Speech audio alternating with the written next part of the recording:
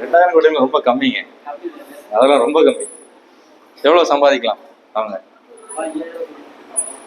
அவங்க எவ்வளவுன்னா 5000 எல்லாம் கிடையாது, ஒரு 70,000 கோடிக்கு மேல என்ன பண்றாங்க ஒரு வருஷத்துல லாபம் சம்பாதிக்கிறாங்க. எவ்வளவு? 70,000 கோடிக்கு மேல லாபம் சம்பாதிக்கிறாங்க. இது அந்த கம்பெனியோட லாபம். அடுத்து பாத்தீங்கன்னா ஐடிசி, இப்படி ஒரு கம்பெனி கேள்விப்பட்டிருக்கீங்களா நீங்க? ஐடிசின்னு ஒரு கேள்விப்பட்டிருக்கீங்களா? கம்பெனியோட பேரை பாத்தீங்கன்னா இந்தியன் டொபாக்கோ கம்பெனி தான். கம்பெனி பேர் என்னது? Indian tobacco. ஆனா அவங்க என்னென்ன பொருட்கள் பண்றாங்கன்னு தெரியுமா? கிளாஸ்மேட்னு ஒரு நோட்டு பாத்திருக்கீங்களா? பிள்ளைங்களுக்கு எல்லாம் நோட்டு வாங்கி கொடுப்பீங்க தெரியுமா? கிளாஸ்மேட்னு ஒரு நோட்டு இருக்குல்ல, அந்த நோட் அந்த கம்பெனியோட நோட்டு தான். ஆசீர்வாத் எண்ணெய் ஆட்டா எல்லாம் வாங்குவீங்களா வீட்டுல? அந்த கம்பெனியோட ப்ராடக்ட்ஸ் தான் அது. ஓகேவா? என்னங்க, டொபாக்கோ சிகரெட்ஸும் இருக்கு அவங்களுக்கு. இல்ல, நான் அதர் செக்மெண்ட்ஸை பற்றி தான் பேசிட்டு இருக்கேன். ஓகே, இங்க அது பேசுறதுக்கு நல்ல ஒரு டாபிக் இல்ல. டொபாக்கோ இருக்கு, டொபாக்கோவும் இருக்கு அவங்க கிட்ட. ஆனா அதர் இதுல என்னன்னா எஃப்எம்சிஜி கன்சியூமர் செக்மெண்ட்ஸ்ல அவங்க என்ன பண்றாங்கன்னா பண்ணிட்டு இருக்காங்க. ஓகே, அந்த செக்மெண்ட் மட்டும் இல்ல, இந்த செக்மெண்ட்ஸ்ல அவங்க என்ன பண்றாங்க ப்ராடக்ட்ஸ் பண்ணிட்டு தான் இருக்காங்க. ஸோ சன்ஃபீஸ்ட் பிஸ்கட் தெரியும்ல, பிள்ளைங்களை வாங்கி கொடுக்கும். அந்த சன்ஃபீஸ்ட் பிஸ்கட் எல்லாமே எந்த கம்பெனியோட ப்ராடக்ட்ஸ்? ஐடிசியோட தான். அவங்களோட ஒரு வருட லாபம் பாத்தீங்கன்னா 10,000 கோடிக்கு மேல. ஓகே, லாபம் மட்டும். லாபம்னா என்னது? எல்லா செலவும் போக, சம்பளம் கொடுக்கறது, வாடகை கொடுக்கறது, மிஷினரிஸ் எல்லாத்தையும் போக அவங்க ஈட்டுற லாபம் இவ்வளவு. ஏன் அவங்களால இவ்வளவு லாபம் ஈட்ட முடியுது? எதனால ஈட்ட முடியுது? அதுக்கு ஏதாவது ஒரு விஷயம் இருக்கணும்ல. ஏன் முடியுது? மார்க்கெட்டிங் ஒண்ணு. இன்னொரு விஷயம் என்னன்னா, இவங்க எல்லாருமே ஒரு ப்ராடக்டை நம்பி பிசினஸ் பண்றவங்க கிடையாது. ஓகே, என்ன கிடையாது? மெயினா வெறும் ஒரே ஒரு ப்ராடக்டை வச்சு அவங்க யாருமே பிசினஸ் பண்றவங்க கிடையாது.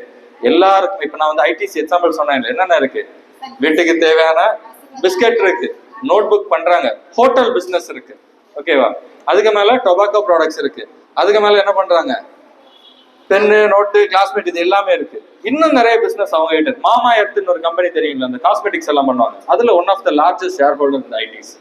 ஸோ ஒரு பிசினஸை மட்டும் நம்பினா நம்மளால என்ன பண்ண முடியாது? லாபம் நிறைய ஈட்ட முடியாது. ஸோ எப்பவுமே நம்ம என்ன பண்ணோம்னா, ஆனா தொடங்குற நேரம் ஸ்டார்டிங் டைம்ல அவங்க என்னதான் பண்ணியிருப்பாங்க? ஒரு பிசினஸ் மட்டும் தான் பண்ணியிருப்பாங்க. அதுல இருந்து லாபம் சம்பாதிச்சு என்ன பண்ணியிருப்பாங்கன்னா நிறைய பிசினஸ் இல்ல நிறைய ப்ராடக்ட்ஸ் அவங்க கம்பெனிக்குள்ள கொண்டு வந்திருப்பாங்க. ஸோ இது என்னன்னா ரொம்ப முக்கியமான ஒரு விஷயம் பிசினஸ்ல. ஓகேவா? இது என்ன சொல்றதுன்னா ரொம்ப முக்கியமான விஷயம். ஒரு ப்ராடக்ட் எந்த பெரிய வளர்ந்த கம்பெனிஸ் எடுத்து பார்த்தாலும் அவங்க என்ன பண்ணியிருப்பாங்க? ஒரு ப்ராடக்ட் மட்டும் இல்ல, நிறைய ப்ராடக்ட்ஸ் அவங்க என்ன பண்ணியிருப்பாங்க? அவங்க பிசினஸ்ல இருக்கும். ஸோ அதே மாதிரிதான் என்னன்னு பாத்தீங்கன்னா, சில பிசினஸ் என்ன நடந்திருக்கும்னா, ஆரம்ப காலத்துல அவங்க ஒரு ப்ராடக்டை வச்சு பிசினஸ் ஆரம்பிச்சிருப்பாங்க. ஆனா அந்த ப்ராடக்ட் என்னவா போயிருக்காது? சக்சஸ் ஆயிருக்காது. சக்சஸ் ஆகலன்னு என்ன பண்ணிருப்பாங்க? பிசினஸை விட்டுட்டு போவாங்களா? இல்ல, இன்னொரு பிசினஸ் எதுல அவங்களால முடியுதோ அந்த பிசினஸுக்கு என்ன பண்ணிருப்பாங்க? ஆரம்பிச்சிருப்பாங்க. இந்த கம்பெனி தெரியுமா உங்களுக்கு? இங்க நிறைய கம்பெனிஸ் இருக்குல்ல, இது எல்லாமே பாத்திருக்கீங்களா? அருண் பாத்திருக்கீங்க, ஆரோக்கியா தெரியும், ஹட்சன் இருக்கு, ஆப் இருக்கு, ஐபாகோ பாத்திருக்கீங்களா? இந்த ஐஸ்கிரீம் பார்லர்ஸ் வச்சிருப்பாங்க. அடுத்து சந்தோஷா, அனோபார், அவியா, இது எல்லாம் எந்த கம்பெனியோடது? இதெல்லாம் தனித்தனி கம்பெனியா ஒரு கம்பெனியோடதா? ஒரே கம்பெனி. எந்த கம்பெனியோடதுன்னா ஹட்சன் அக்ரோ ப்ராடக்ட்ஸ். ஹட்சன் கம்பெனி இருக்குல்ல, அந்த கம்பெனியோடது தான் எல்லாம். ஆனா ஆரம்ப காலத்துல அவங்க ஒரு கம்பெனி தான் வச்சிருந்தாங்க, ஹட்சன் மட்டும் தான் வச்சிருந்தாங்க, பால் மட்டும் தான் பண்ணிட்டு இருந்தாங்க. ஆனா வளர வளர என்ன பண்ணாங்கன்னா, நிறைய கம்பெனிஸ் என்ன பண்ணாங்க? வாங்கி கூட சேர்த்துக்கிட்டாங்க. ஓகே, இன்னொரு கம்பெனி என்ன பண்ணாங்க? வாங்கி கூட சேர்த்து என்ன பண்ணிட்டாங்க? பெருசாக்கி இப்போ ஹட்சன்ல பாத்தீங்கன்னா என்னென்ன ப்ராடக்ட்ஸ் இருக்கு? பால் இருக்கு, தயிர் இருக்கு, ஐஸ்கிரீம் இருக்கு, பனீர் இருக்கு, பட்டர் இருக்கு. பால் சம்பந்தமா என்னென்ன ப்ராடக்ட்ஸ் உண்டோ எல்லாமே என்ன பண்ணிருக்காங்க? அவங்க பண்ணிருக்காங்க. எப்ப ஆரம்பிச்சிருக்காங்க? 1970 ஆரம்பிச்ச கம்பெனி.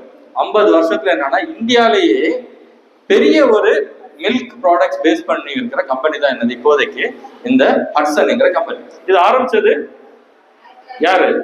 சந்திரமோகன்ங்கிறவர் தான் இதை ஆரம்பிச்சாரு. ஒரு ஜென். ஓகேவா? அதுல ஒரு மேல் தான் ஆரம்பிச்சாரு. இதே மாதிரி இன்னொரு கம்பெனி பாத்தீங்கன்னா மிசிஸ் பெக்டர்ஸ், இந்த லேடி இருக்காங்கல்ல, இந்த லேடி தான் இந்த கம்பெனி ஆரம்பிச்சது. ஃபர்ஸ்ட்டுக்கு ஆரம்பிச்ச கம்பெனி சவுத் இந்தியால இருக்கிற கம்பெனி. இப்போ காமிக்கிற இந்த மிசிஸ் பெக்டர்ஸ்ங்கிற கம்பெனி நார்த் இந்தியாவில தான் இது வந்து ரொம்ப ப்ரிடாமினண்டா இருக்கு இந்த கம்பெனி. சவுத் இந்தியாவில் அவங்க ப்ரெசன்ஸ் வந்து ரொம்ப கம்மி. ஆனா இப்போ என்னன்னா சவுத் இந்தியா நோக்கி வந்துட்டு இருக்காங்க. இன்னும் 2 வருஷம் பாத்தீங்கன்னா இங்கே இந்த ப்ராடக்ட்ஸ் எல்லாமே நம்மளால என்ன பண்ண முடியும், பார்க்க முடியும். ஸோ இவங்களை பாத்தீங்கன்னா பிஸ்கட் இருக்கு, பேக்கரி இருக்கு, எக்ஸ்போர்ட் ப்ராடக்ட்ஸ். இவங்க ஃபர்ஸ்ட் ஆரம்பிச்சது பேக்கரியில இருந்து ஆரம்பிச்சாங்க. உங்களை மாதிரி சின்ன ஒரு பேக்கரி ஆரம்பிச்சு வளர்ந்தவங்க தான் இவங்க. எடுத்த உடனே நிறைய அமௌண்ட் போட்டு பெரிய கம்பெனி ஆரம்பிச்சு பெருசா வந்தவங்க கிடையாது. இவங்க எல்லாருமே என்னன்னா ஒரு சிறு தொழில இருந்து மேல வந்தவங்க. இவங்களும் மேல வர்றதுக்கு ஒரு 40-50 வருஷம் ஆச்சு. ஆனா இதுல பாத்தீங்கன்னா இவங்களோட பிசினஸ் எப்படின்னா பிசினஸ் டு பிசினஸ். இப்ப நார்மலா பிசினஸ் வந்து நிறைய விஷயமா நம்ம வந்து பிரிக்கலாம். Business to consumer. உங்க ப்ராடக்ட பண்ணி நீங்க என்ன பண்ணுவீங்க, டைரக்டா யாருக்கு விற்பீங்க? ஒரு கம்பெனிக்கு விற்பீங்களா, ஒரு தனி மனிதனுக்கு விற்பீங்களா? நீங்க எல்லாம் நீங்க யாருக்கு விற்பீங்க? நீங்க எதை பண்றீங்களா? ப்ராடக்ட் எதுவும் பண்ணல. நார்மலா என்ன பண்ணுவோம்னா நம்ம பண்றது எல்லாமே ஒரு தனியான ஒரு தனி மனிதனுக்கு தான் நம்மளோட ப்ராடக்ட்ஸ் வந்து விற்போம். ஆனா இவங்களோட பிசினஸ் பாத்தீங்கன்னா B2B, பிசினஸ் டு பிசினஸ். இவங்க என்ன பண்ணுவாங்கன்னா ஒரு ப்ராடக்ட பண்ணி இன்னொரு பிசினஸ்க்கு அதை வந்து விற்பாங்க. இது எல்லாமே அதுல பாத்தீங்கன்னா மெக்டொனால்ட்ஸ் தெரியுமா, இந்த பீஸா பர்கர் எல்லாம் விற்கிற ஒரு. அடுத்து பாத்தீங்கன்னா சப்வே இருக்கு, பர்கர் கிங் இருக்கு, KFC இருக்கு, டாமினோஸ் இருக்கு. இவங்க ப்ராடக்ட்ஸ் எப்படின்னா இவங்க விற்கிறதெல்லாம் இவங்களுக்கு தான் விற்கிறாங்க, இன்னொரு பிசினஸ் விற்கிறாங்க. இன்னொரு பிசினஸ்க்கு விற்கிறதுல அட்வான்டேஜ் என்ன? நான் ஒரு தனி மனிதனுக்கு விற்கிறதுக்கும் இன்னொரு பிசினஸ்க்கும் விற்கிறதுக்கு வித்தியாசம் என்ன? ப்ராஃபிட் கூடுதல் இருக்கு. இன்னொன்று வந்து டிமாண்ட் எப்பவும் இருந்துட்டே இருக்கும். ஓகேவா? டிமாண்ட் எப்போ டெய்லி அவங்களுக்கு இந்த மாசம் இவ்வளோ ஆர்டர்னா இவ்வளோ ஆர்டர். ஆனா ஒரு தனி மனிதன் விற்கிற நேரம் ஏதாவது ஒரு இதுன்னா அவங்க என்ன பண்ணலாம், வரலாம், வராம போகலாம், இன்னொரு கஸ்டமர் தேடி பிடிக்கணும். எப்பவுமே பிசினஸ் டு பிசினஸ் பண்றவங்களுக்கு தான் என்னது லாபம் வந்து ஜாஸ்தியா இருக்கும். பிளஸ் எப்பவுமே அவங்களுக்கு என்னன்னா பொருட்களை விற்க. Good morning to all. என் பேரு சத்யாதேவி, வெண் தாமரை சிறப்பு மகளிர் குழு தலைவி. இன்னைக்கு நேத்து எங்களுக்கு ஒரு சார் வந்து நம்ம சின்னதா ஒரு பிசினஸ் ஸ்டார்ட் பண்றோம், அதை எப்படி டெவலப் பண்றது, அப்புறம் கஸ்டமரை எப்படி அட்ராக்ட் பண்றது, இந்த மாதிரி உள்ள விஷயங்கள் சொல்லி தந்தாங்க. அதுக்கப்புறம் நம்ம இப்போ ஒரு சின்ன ஒரு பிசினஸ் இருக்கு, அதை வந்து எப்படி மக்களுக்கு ப்ரமோட் பண்றது, அந்த ப்ரமோஷன் வந்து எப்படி ஸ்டார்ட் பண்ணலாம் அவங்க சொல்லி தந்தது எங்களுக்கு கொஞ்சம் யூஸ்ஃபுல்லா இருந்துச்சு. Thank you sir. என்னோட நேம் வந்து சுபா. நான் வந்து சரலூர்ல இருந்து வரேன். என்னோட குழு பேர் வந்து தாமரை மகளிர் அந்த 2 அதுல இருந்து வரேன். நான் வந்து ஒரு ALF நடத்திட்டு இருக்கோம். எங்க குழு மூலமாட்டம் எங்க கூட்டமைப்பு மூலமாக நாங்க நிறைய தொழில் வச்சு நடத்திட்டு இருக்கோம். அதுல நான் வந்து குரோசரி ஷாப் வச்சிருக்கேன். மற்றபடி ஒவ்வொருத்தவங்களும் ரப்பர் ஃபேக்டரி வச்சிருக்காங்க, ஒருத்தவங்க கம்ப்யூட்டர் சாம்பிராணி பண்ணுறாங்க, அப்படி எல்லாருமே காய்கறி கடை வச்சிருக்காங்க. அப்படி நிறைய தொழில் நடந்துட்டு இருக்கு. ஆனாலும் நேற்று வந்து எங்களுக்கு எங்க கிருஷ்ணன் சார் மூலமா இந்த வாய்ப்பு கொடுத்துருக்காங்க. அவங்களுக்கு ஒரு நன்றியை சொல்லிக்கிட்டேன். கிருஷ்ண சார் தான் எங்களுக்கு இந்த ட்ரைனிங்க்கு ஏற்பாடு பண்ணியிருக்காங்க. அவங்களுக்கு ஒரு திரும்ப ஒரு நன்றியை சொல்லிட்டு அவங்களால நாங்கள் வந்து என்ன பயனடைஞ்சுன்னு சொல்ல, நேற்று அஜித்குமார் சார் வந்து எங்களுக்கு எல்லாம் எடுத்து சொன்னாங்க. நாங்கள் இப்போ நடத்திட்டு இருக்க தொழிலை எப்படி பண்ணணும், அதுலேருந்து நம்ம எப்படி இப்போ வரக்கூடிய லாபம் காணாது. ஏன்னாக்கி ஒரு நாளைக்கு 1000 ரூபாய்க்கு நமக்கு போனாலும் ஒரு 300 ரூபா தான் லாபம் கிடைக்கும்.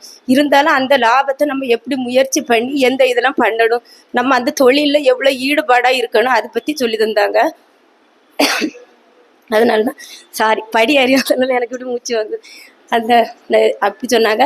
அதுக்கப்புறம் வந்து ஒவ்வொரு இதையும் நம்மளுக்கு எடுத்து சொன்னாங்க. தொழில் முனைவர்னா என்ன, தொழில் நம்ம நிறுவனம் வச்சிருக்கிறது எப்படி, ஒரு சின்ன தொழிலேருந்து சுய தொழில் எப்படி, செல்ஃப் எம்ப்ளாய்மெண்ட்னா எப்படி, அப்படி ஒவ்வொன்றா எடுத்து சொன்னாங்க. அதில் வந்து செல்ஃப் எம்ப்ளாய்னாக்கி நம்ம ஒரு சின்ன கடை வச்சு நடத்திட்டு வரோம். அந்த கடையை நம்ம திரும்பவும் அதுக்கு மேலே கொண்டு போவதுக்காக நம்ம அதை முயற்சி செஞ்சு அதை தொழில் முனைவர் ஆக்கணும். தொழில் முனைவர்னா தொழில் அதிபராட்டு நமக்கு நம்ம கீழே நிறைய பேர் வச்சு வேலை கொடுத்து அவங்களுக்கு வருமானம் வர மாதிரி லாபம் ஈட்டணும். அந்த லாபத்துலேருந்து நமக்கும் பங்கு வர மாதிரி அப்படி பார்க்கணும். அதுக்கப்புறம் வந்து தொழிலில் வந்து நேற்று எக்ஸாம்பிளுக்கு 2-3 சொன்னாங்க. என்னது நம்ம விடாமுயற்சி பண்ணணும். அதுக்கப்புறம் வந்து அதை வந்து தொடர்ச்சியாக கொண்டு போகணும். அப்படி ஒவ்வொரு ஸ்டெப்பாக நம்ம போச்சுல நமக்கு வெற்றி நிச்சயம், லாபம் நிறைய கிடைக்கும். அதே மாதிரி நம்ம இந்த இதை அதுக்கு தான் இன்னைக்கு 2ஆம் நாள் பயிற்சிக்கு வந்திருக்கோம். 2ஆம் நாள் பயிற்சியை எடுத்துட்டு நாளைக்கு நம்ம மீதி சொல்லலாம். Thank you sir. வணக்கம், என் பேர் சரஸ்வதி. நான் ஒயிட் ஹவுஸ் 2ல இருக்கேன். நேத்தி சார் ரொம்ப அழகாக கிளாஸ் எடுத்தாங்க, போர் அடிக்காமல் ரொம்ப அழகாக எடுத்தாங்க.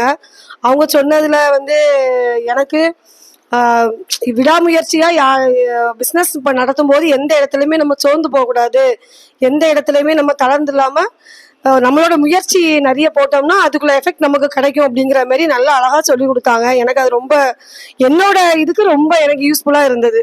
நன்றி.